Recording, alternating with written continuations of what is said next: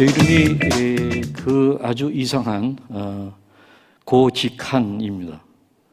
고지식하다를 연상하시겠죠? 예, 좀 고지식한 면도 있고 또 어떤 때는 믿음이 떨어지면 교활하고 그렇습니다. 제 이름이 하도 이상해서 한번 들으면 잊지 않아서 참 감사한데, 제가 한번 어느 교회 젊은이들 집회 갔더니 저랑 같은 이름이 있었어요. 그래서 요 앞에서 그 형제가 기다리고 있고 그 옆에 있는 형제들이 제가 딱 쓰니까 같은 이름이 있어요 해가지고 제가 굉장히 놀랐어요. 저는 여태까지 같은 이름 못 봤거든요. 그래서 혹시 반갑긴 한데 성이 뭐냐 했더니 정씨였습니다. 정직한.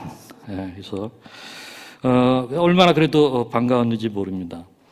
한 번은 또 치과에 갔더니 그 의사가 간호사가 제 차트를 보면서 앞에 저기 환자분하고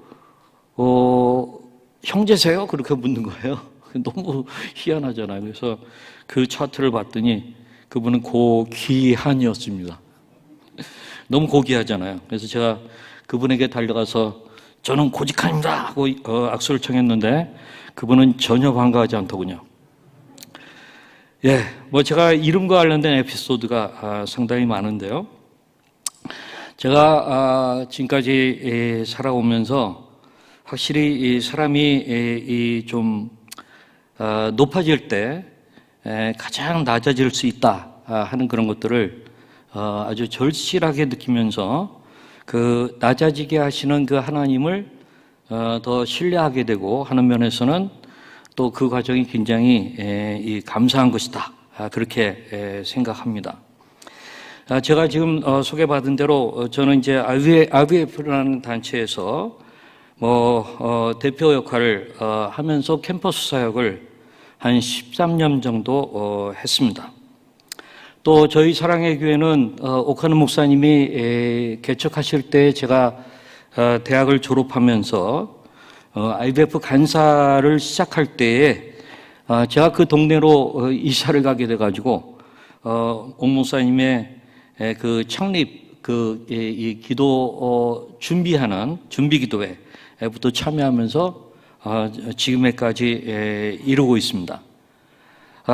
그리고 이제 그러면서 저는 이제 이 학생 운동을 쭉 해왔기 때문에 특별히 선교적인 면에서 이 선교 한국 대회를 제가 사랑하는 김인호 목사라고 하는 조이선교회의 사역자와 함께 같이 연합적인 사역을 하게 됐습니다. 선교 한국 대회는 우리나라의 이 선교 운동에 우리 이태웅 박사님 같으신 분은 Great 이 Decade 해서 위대한 10년의 그 시기를 열었고 그 이후에 지속적으로 수많은 선교사들이 나오도록 하는 그런 일에 기여했다라고 이제 평가를 받고 있습니다. 그러면서 또 수많은 단체들과 함께 학원보험협의회 같은 것을 이제 만들게 되고 비교적 제가 뛰고 움직이고 하면은 여러 가지 연합적인 사역들이 감사하게 잘 일어났었습니다. 아마 그러면서 아마 제가 가시적으로 전성기라고 이렇게 얘기할 수 있다고 한다면 95년도에 지코의 95라고 그래가지고 1995년에 이 기독교 21세기 운동으로 전 세계에서 한 4,500명 정도의 선교 지도자들이 오게 되었고, 그 다음에 이제 그때 제가 존경하는 CCC의 김준건 목사님의 이 도움과 또 지도로 이 조직국장을 맡으면서 우리 잠실 올림픽 경기장에 거의 한 7만 명에서 7만 5천 명 정도를 모으는 이제 그런 일들을 하면서 지코의 95의 SM2000이라고 하는 그 대회에 이제 하이라이트죠. 기도 합주회라고 그래가지고 합주된 기도회, 연합된 기도회, 함께 모여서 한 8만 명 정도가 같이 한 15분 이상 기도회를 하는데, 그것을 제가 이제 기도 운동을 저는 굉장히 좋아하고, 그래서 또 우리 한월산 기도회 기도원 굉장히 제가 사모하고, 또 우리 이천성 목사님 그 기도회 불씨를 이 한국교회에 만드신 그것을 생각하면 저는 참 감사한데, 뭐 그런 일들을 하면서 제가 좀 이 한때 전성기를 좀 맞은 적이 있었는데, 바로 그 95년에 저희 아들이 둘이 있는데 발병을 하게 됐는데, 그 병의 이름이 뭐냐? 조울증이라는 것입니다. 조울증을 아시나요?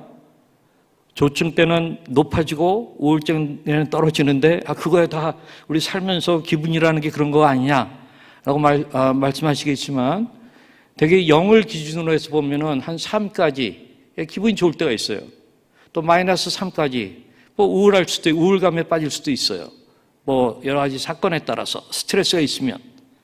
근데 이 조울증이라는 것은 하나의 생물학적이고 유전적이고 좀 이 뇌의 어떤 질환이기 때문에 그것을 넘어서서 3이 아니라 한 5 내지 한 7 내지 거의 10까지도 가는, 그렇게 되면은 자기의 어떤 이 자아가 확대되면서 과대망상에 빠지고, 피해의식이 있으면 피해망상에 빠지고, 때로는 어떤 종교 망상에 빠지고, 관계 망상에 빠지고 하면서 기분이 막 업되고 하는 그러한 일인데, 이것은 가까운 사람들, 배우자라든가 가족에게는 거의 지옥입니다. 그러면서 이제 또 우울한 쪽으로 떨어지게 되면은, 뭐 우울감은 다 우리가 다 있어요. 근데 우울증은 다른 거예요. 어떻게 다르냐? 여러분들 이 바다에 가셔서 이 물이 이제 파도 치는 그 물 속에 발을 하나 들여놓으면 시원하죠. 또 조금 더 들어가면은 뭐 무릎팍까지 차면 시원하죠. 또 허리춤도 시원하죠. 그렇게 하면서 이제 들어가서 그런 걸 느끼는 건 좀 우울감에다가 비교할 수 있어요. 근데 우울증이란 건 뭐냐면, 그렇게 들어가다가 수영도 못 하는데 갑자기 웅덩이에 발을 헛디뎌 가지고 빠지는 거예요. 웅덩이에 빠지면 수영도 못 하니까 어떻게 돼요? 거기서 뭐 오르락내리락 하다가 결국은 익사하기 쉬운 거죠.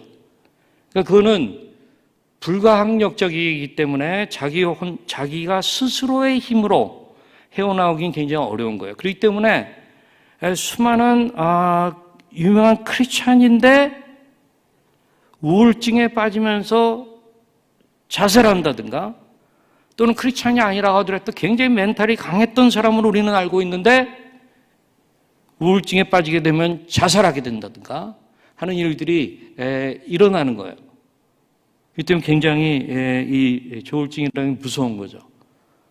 그 우울증에 빠졌다가 다시 일정 기간이라면 반작용으로 조증에 또 빠지게 되고, 이게 롤러코스터 하듯이 이렇게 일어나는 일이니까 본인에게도 힘들고 가까운 사람들한테는 거의 지옥입니다. 근데 여러분들은 그것만 하더라도 참 우리 고직한 선교사 안 됐다 하는 느낌을 가질 텐데, 뭐 꼭 그러실 필요는 없고요. 더 충격적인 것은 7, 8년 후에 우리 둘째 아들조차 조울증으로 발병을 했어요. 거의 재앙이죠. 또는 저주라고 할 수 있죠. 이제 그런 일들을 겪으면서 제가 지금까지 우리 큰아들의 발병 이후 27년을 지내오고 있는데, 제가 이제 그런 얘기를 해요. 지난 27년 동안 나는 지옥을 50회 정도 갔다 왔다. 나와 저희 아내와 우리 가족이, 왜냐하면 한 번 입원할 때에 2-3번 정도를 지옥에 가거든, 같이. 근데 우리 큰아들이 4번 정신병원에 입원했고 작은아들이 13번을 입원했어요. 합치면 17번이죠. 그렇기 때문에 곱하기 3하면 50일 해서 제가 50회를 지옥에 다녀왔다라고 말하는 것은 근거가 없는 얘기가 아닌 것입니다. 근데 참 감사한 것은 우리 가정은 망가지지 않았습니다. 그 이유는 뭘까? 저는 오늘 말씀해 보게 되면 이스라엘의 이제 멸망을 예언하고 남유다조차도 이제 멸망할 것을 예언하는 그 이사야의 말씀 사역 가운데에서 나타나는 키워드가 있는데 그것은 우리가 잘 알고 있는 임마누엘, 하나님이 우리와 함께 하신다는 것이죠. 무슨 에덴 동산을 거닐 때의 임마누엘 그것을 얘기하는 게 아니라 다가올 심판과 재앙과 아주 이제 이 고통 속에 빠지게 되고 지옥 같은 일들이 하나님의 백성들 가운데 일어나는데 그 맥락 속에서 임마누엘이라고 하는 단어가 어떻게 보면 전혀 어울리지 않게 나타나고 있는 것입니다. 바로 그 임마누엘의 하나님의 은혜 때문에 저희 가정은 무너지지 않았고요. 더 나아가서 제가 조금 이따 얘기하겠습니다만 우리 두 아들은 하나님 은혜의 살아있는 징조와 예표가 되는 것을 저는 확신합니다. 그리고 많은 사람들이 또 그렇게 알면은 그렇게 공감해 줍니다.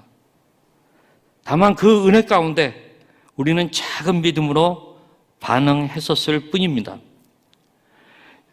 여기 이사야서 이 본문 8장에 보게 되면은 큰 서판에다가 통역 문자로 마헬살랄 하스바스라고 쓰라고 명하십니다. 이 말은 무슨 뜻이냐면 곧 약탈과 노획이 신속하게 이를 것이라고 하는 뜻입니다. 이사야는 하나님의 명령에 순종하여 큰 서판을 취하여 그를 기록하였습니다. 하나님께서는 이사야에게 계시를 기록하게 하시고 다른 사람들을 택하여 그 말씀을 증거케 하셨습니다. 그래서 이러한 이 서판에다가 그 이름을 쓰게 하는 일들이 있고 나서 이사야가 그의 아내와 동침하여 아내가 잉태하였습니다. 하나님께서는 이사야의 아내가 잉태하여 낳은 아들의 이름을 마헬살랄 하스바스라 하고 지시하셨었죠. 바로 이것은 하나님께서는 이사야의 아들을 통하여서 역사의 방향을 계시하셨던 것입니다. 조금 아까 얘기했듯이 마헬살랄 하스바스라는 이름은 약탈과 노획이 신속하게 이룰 것이라는 뜻인데 이는 북이스라엘과 아람에게 임할 하나님의 진노를 예언한 것이고 또 있게 될 남유다의 재앙도 더불어 예언한 것입니다. 근데 사실 이사야의 이 둘째 아들이 있기 전에 또 한 아들이 있었죠. 근데 이 두 아들들의 이름들이 다 상징적이에요. 우리 호세아의 아들들을 통해 가지고 그 하나님의 그 어떤 계획을 말씀하시듯이 이사야의 두 아들, 첫 번째 아들의 이름은 우리 그 전장인 7장 3절에 나오는데 스알 야숲이라고 합니다. 그 뜻은 뭐냐면 남은 자들이 돌아올 것이다 하는 것입니다. 계속 북이스라엘과 하나님의 백성인 남유다에 대해서 심판과 어떤 하나님의 진노가 얘기가 되면서 그 첫 번째 아들에 대해서는 그래도 스알 야숲, 남은 자들이 돌아올 것이다 하는, 남은 자들이 돌아오게 하는 그런 일도, 그런 것을 예언하는 이름을 짓게 했습니다.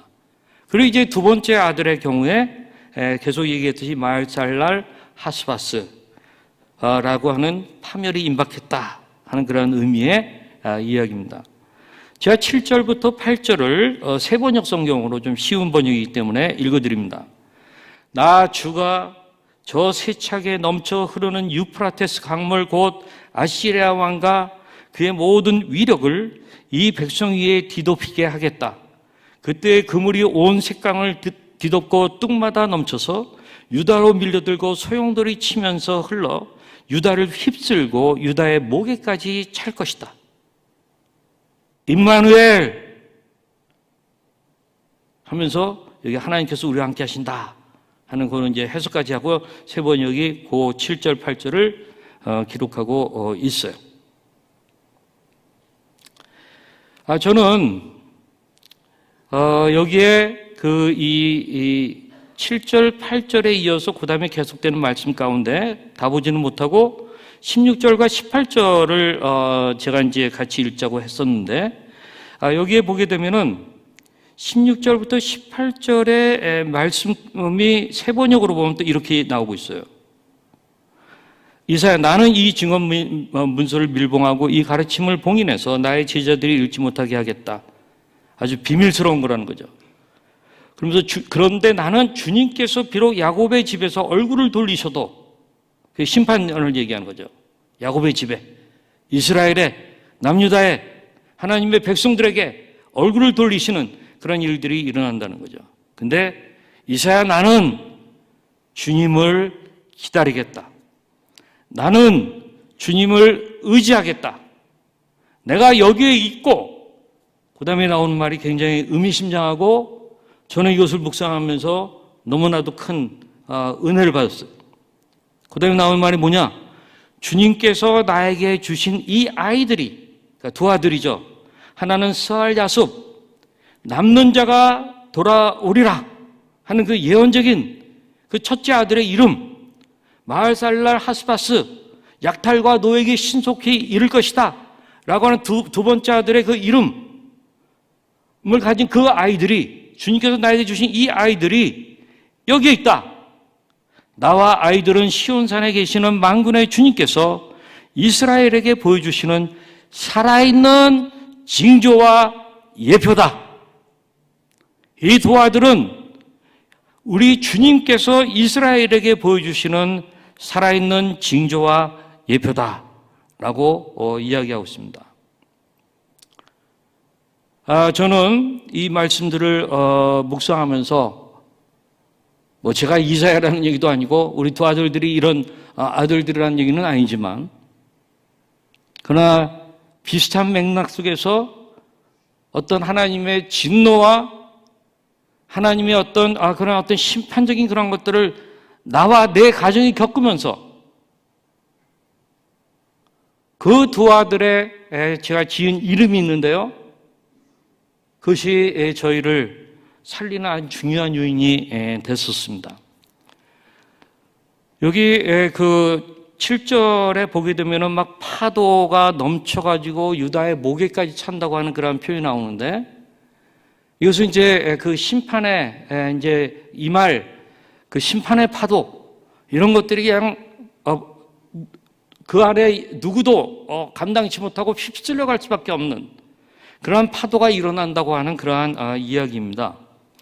제가 이제 비슷한 장면이 하나 떠오르는 게 있는데, 유튜브에 가게 되면은 내셔널 지오그래픽에서 만든 영상인데, 엄청난 파도에 휩싸일 때에 살아남는 법이라고 하는 그 영상이 있어요. 제가 우연히 그 영상을 보다가 너무나도 많은 그 깨달음과 도전과 은혜와 나는 이렇게 해야지라고 하는 것을 이제 했는데, 그 영상 뭐냐면 어느 부부가 바닷가의 이 바위 위에서, 아주 뭐 따개비도 많고 막 따갑겠죠, 굉장히. 그런데 거기에서 이제 이 파도에 오는, 작은 파도들이 오는 걸 감상하고 즐기고, 또는 뭐 이렇게 좀 물방울 튕기는 것도 이렇게 좀 즐기고 그러다가 저쪽에서 큰 파도가 몰려오고 있는 거예요. 어마어마한 뭐 5, 6층의 어떤 집의 높이 같은 그런 파도가 몰려오는데, 봤는데 이걸 뭐 어떻게 감당할 수가 없는 거죠. 그 파도가 몰아치게 되니까 이 부부가 거기 이제 휩쓸려 가는데, 내셔널 지오그래픽 영상에서는 거기서 어떻게 해야 여기서 살아남느냐 하는 질문을 던지면서, 아마 어떤 사람들은 거기 오는 파도를 보고 그 바위에 쫙 아주 바짝 엎드릴 것이다. 라고 이제 그 방법을 택하는 사람이 있는데 그것은 그렇게 해가지고는 안 된다. 시속 50에서 60km 이상의 그 물 파도로 몰려오는데 거기 있다고 그래가지고 휩쓸려 가면서 그 다른 바위에 부닥치고 휩쓸리고 거의 큰 상처와 함께 죽게 되는 그런 것을 얘기하죠. 두 번째는 그 파도가 오면 수영을 잘해요. 내가 저 파도에 뛰어들어가지고 막 수영하면서 나는 피하리라 라고 수영 잘하는 사람들은 그렇게 생각할 수도 있어요. 근데 그것도 불가능한 일이다. 이 빠른 속도의 파도에 휩싸여가지고 역시 첫 번째 경우처럼 죽게 마련이다. 그러면서 거기에 이제 한 가지 그 대안이 있는데 이 남자가 또는 뭐 이 부부가 파도가 몰려오는 그 사이에 골든타임에 거기 이 바위 자기들이 있는 곳에 조그만 바위가 있는 것을 보고 그 바위를 붙잡고 손깍지를 꽉 쥐고 얼굴을 숙이고 거기에 이제 이렇게 달라붙어 있는 거죠. 그러면 엄청난 파도가 몰아치면 이 바위에서 이 파도가 좀 충격이 좀 덜해지고 그런 가운데서 이 꽉 잡고 있으면 그 파도가 이제 지나가면서 살 수 있다라고 하는 그러한 얘기입니다. 저는 이 영상을 보면서 제가 저의 이 엄청난 파도에 재앙의 파도에 그래도 우리가 살아남아 있었던 건 뭘까 하고 이제 생각해 볼 때 감사하게 거기에 은혜의 바위가 있었던 거예요. 그리고 그 은혜의 바위를 꽉 붙잡게 된 거예요. 마치 하나님이 이사야에게 그 심판과 재앙에 대해서 얘기하면서 그 맥락 속에서 임마누엘 하나님께서 우리와 함께 하신다 라는 그러한 이 메시지를 주면서 아니 심판과 재앙 속에서 하나님이 우리와 함께 하신다 라고 하는 그러한 은혜, 그 견고한 바위 그거를 보여주고 그것을 붙잡아서 우리가 거기 나중에 우리가 봤듯이 이사야는 나는 나무리라 나는 여호와를 바라보리라 은혜의 바위를 붙잡고 있으리라 라는 그러한 표현이 거기에 나오는 셈이죠. 그래서 저는 그 은혜의 바위가 뭘까 하는 것을 제가 좀 생각해 보게 됐어요. 제가 이제 이건 뭐 처음부터 뭐 그게 있어서가 아니라 그냥 하다 보니 저한테 형성된 하나의 방법이었어요. 저는 이제 그것을 112라고 그래요. 이 도둑 만난 자가 112 전화해가지고 경찰을 불러서 구조를 요청하듯이 저한테는 112였어요. 첫 번째 이름 뭐였냐? 회개였습니다. 회개. 엄청나게 회개하게 되죠. 없는 것까지도 만들어서 회개하게 돼요. 이 뱃속에 있는 그런 것들이 다 토해내고 오장육부에 있는 것 다 토해내는 그러한 회개를 하지 않을 수가 없어요. 그 바위를 붙잡고 정말 이 회개하게 되는 거예요. 제가 이 얘기는 더 안 하겠습니다. 다 여러분 잘 아시는 거기 때문에. 112의 두 번째 이름 뭐였냐? 저한테 어떤 그 키워드가 떠오르는데 예전부터 제가 갖고 있었던 생각인데 그 상황 속에서 떠오르는 생각은 상처 입은 치유자라는 말이었어요. 헨리 나우엔의 운디드 힐러라고 하는 말이었어요.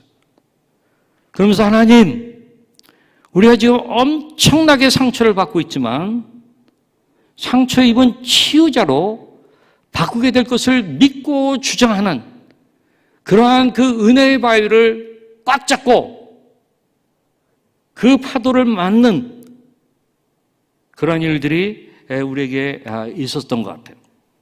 그래서 그 상처 입은 치유자를 생각하게 되면은 더 운디드 힐러, 그 상처 입은 치유자가 누구이신가?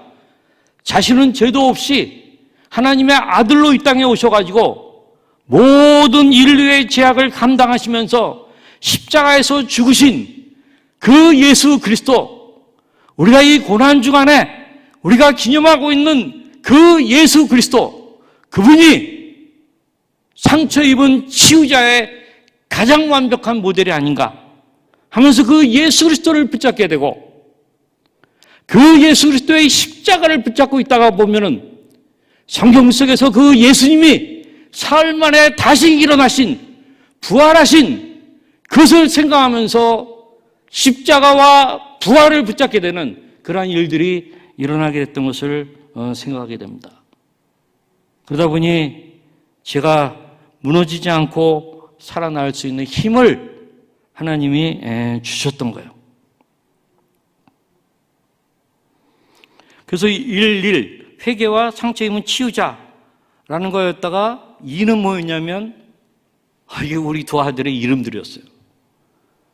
제가 고직한이잖아요. 이름이 좀 우스꽝스럽잖아요.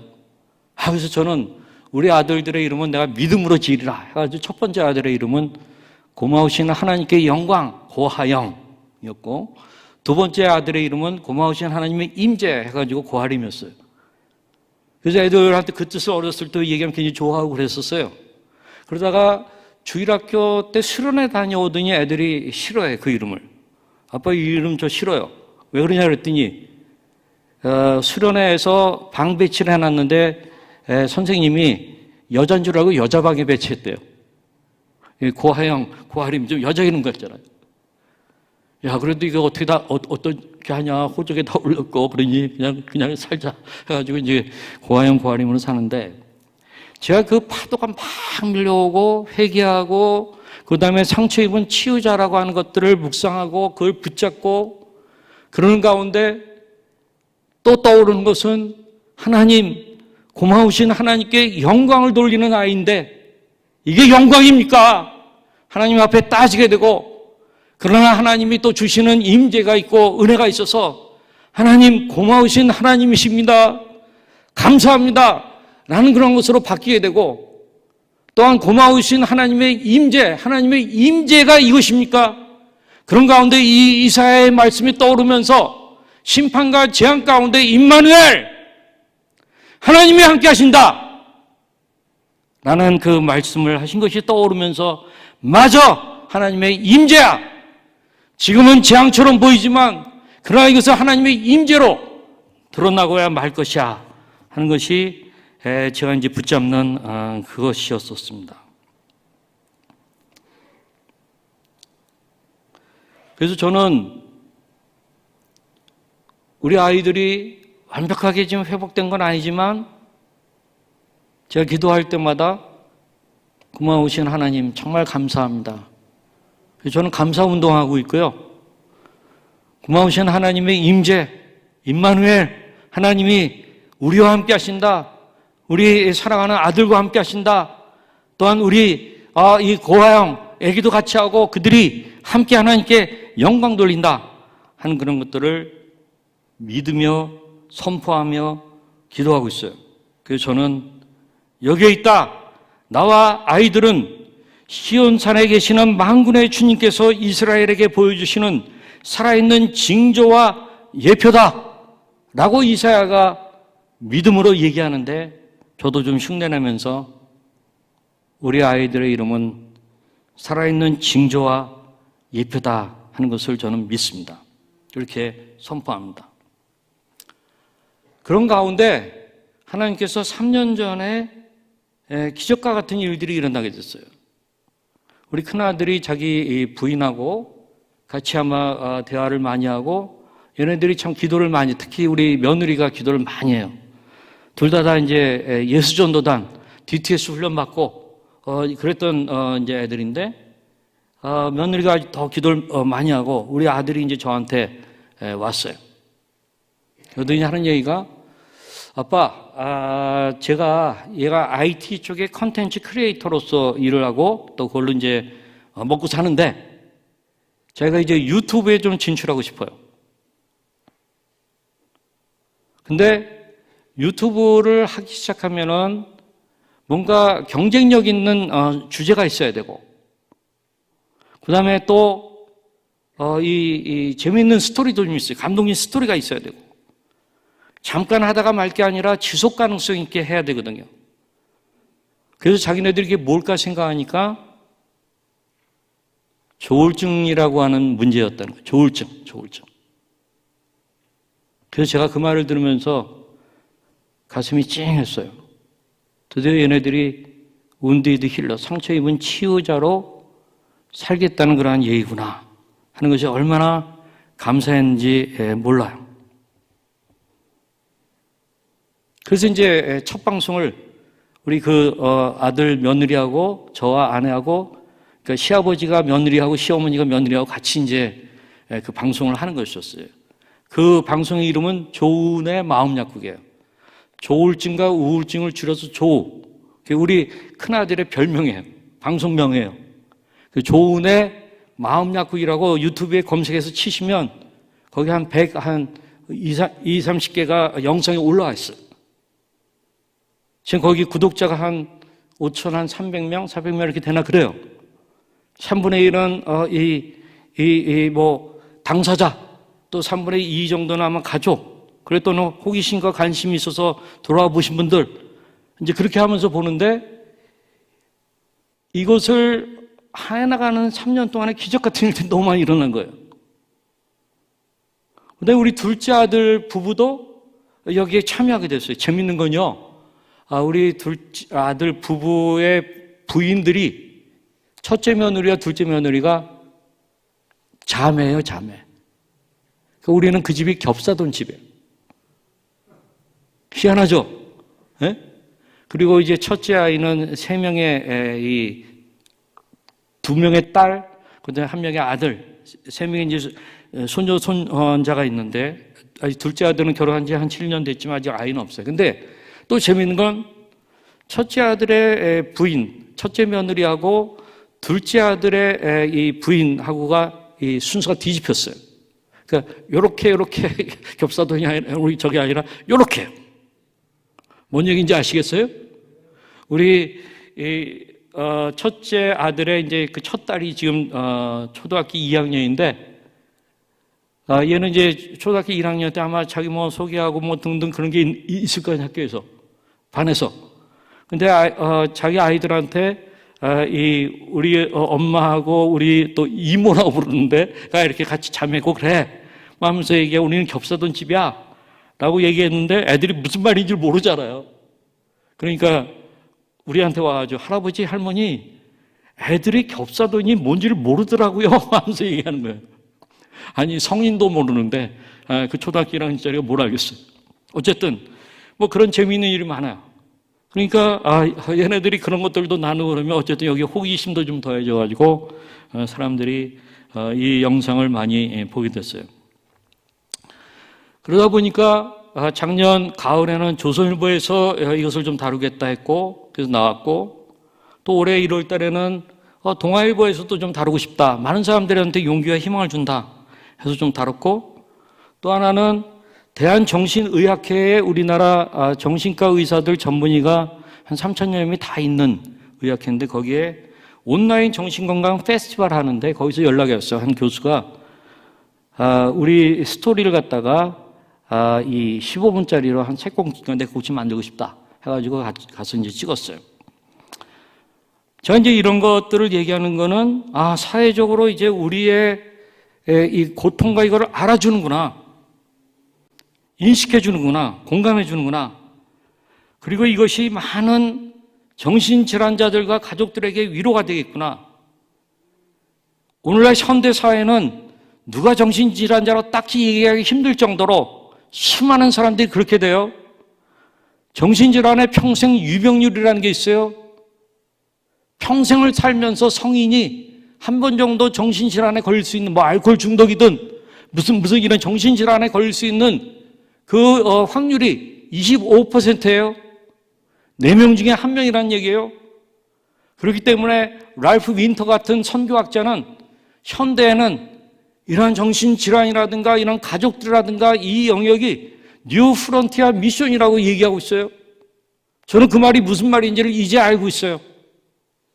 우리가 이것을 아픈 것을 같이 나누고 아픈 사람들의 동병상련이 일어나고 그 다음에 그들에게 복음을 전할 수 있는 기회들이 생기고 그러면서 점점 선교의 지경이 새롭게 생기는 그런 것들을 발견하고 있어요. 얼마나 감사한지 몰라요. 지난주 수요일에는 CBS에 새롭게 하소서 그 주영훈 씨가 사회보좌의 MC, 메인 MC잖아요. 거기에 좀 출연하달라 해서 제가 이제 출연해서 같이 이런 것들을 나눴었어요. 아마 한 달 있으면 그게 방송 또 유튜브에 아마 보실 수 있을 거예요. 이것이 다 우리 큰아들이 용기를 내어가지고 조은의 마음약국이라고 하는 그런 유튜브를 시작했기 때문에 일어난 일이에요. 맨 처음에는 뉴스앤조이의 기사로 나왔고요. 너무 감사해요. 그래서 거기서 또 뉴스앤조이에서 저보러 10부작으로 글을 쓰지 않겠냐 해가지고 제가 글을 쓰고 있어요. 이번에 9부작까지 끝냈고 10부작만 쓰면 끝나요. 그 주제가 뭐냐면 정품교회예요. 왜 정품교회냐? 정신적 약자와 정서적 약자를 품어내는 교회. 교회라면 마땅히 우리 하나님의 아들이 성신이 되어서 내려와서 그 많은 약자들을 품어내고 죄인들을 품어낸 것처럼 진정한 의미의 교회라고 한다면 정신적 약자와 정서적 약자까지도 품어내는 정품교회, 그 정품교회가 되어야 된다 하는 게 제 소신이에요. 이게 성경의 또 확신이에요. 그러한 정품교회가 되지 못하는 교회들은 하나님에 의해서 반품되어야 될 반품교회다. 저는 그렇게 믿고 있어요. 저는 교회 와서 정신적인 약자이기 때문에 배제와 격리의 대상으로 취급당하고 무슨 저주받은 것처럼 죄책감에 시달려야 되고 저는 이것이 교회의 진정한 모습이 아니라고 생각해요.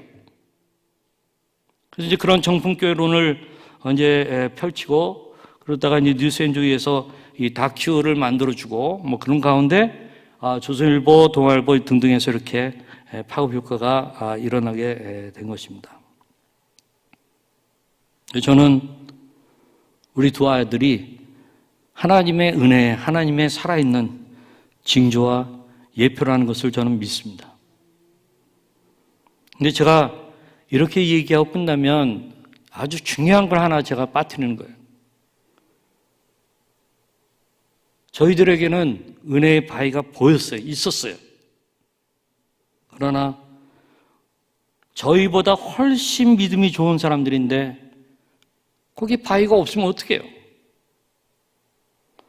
또는 은혜의 바위를 붙잡았어도 저희보다 더 큰 믿음으로 붙잡았어요.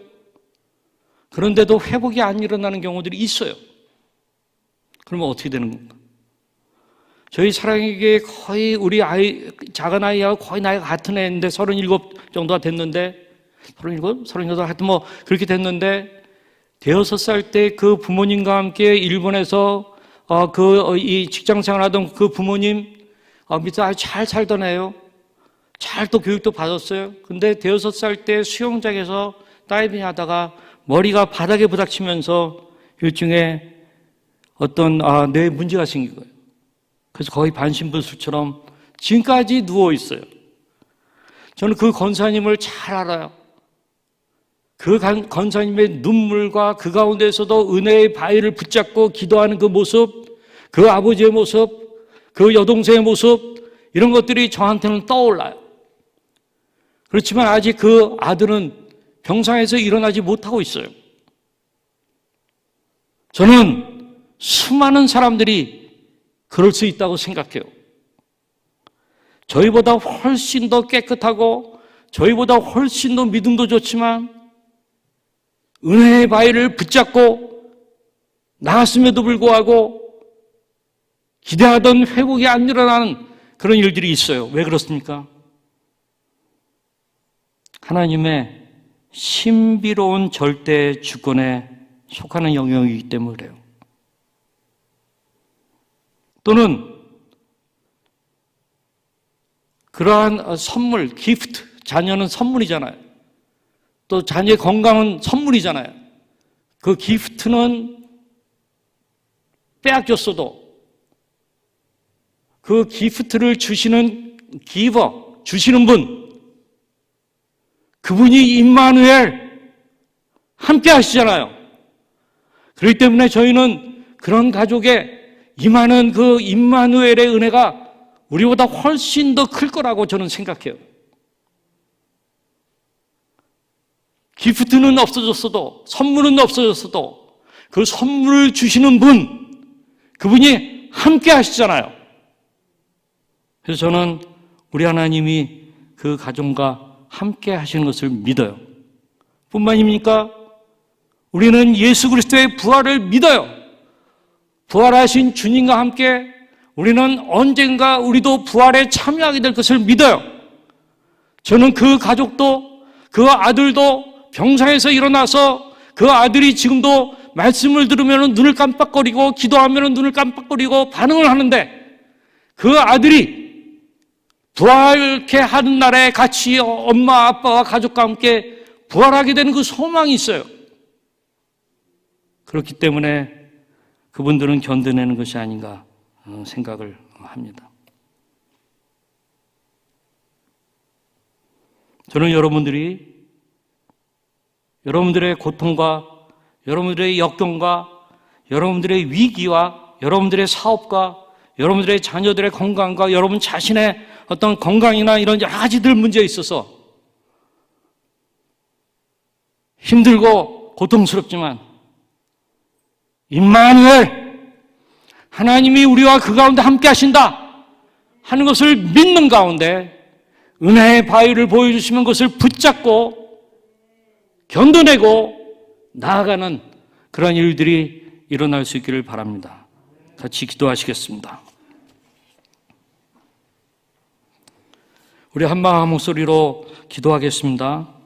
역경과 고난 중에도 임마누엘, 우리 하나님께서 희망과 용기를 주시옵소서.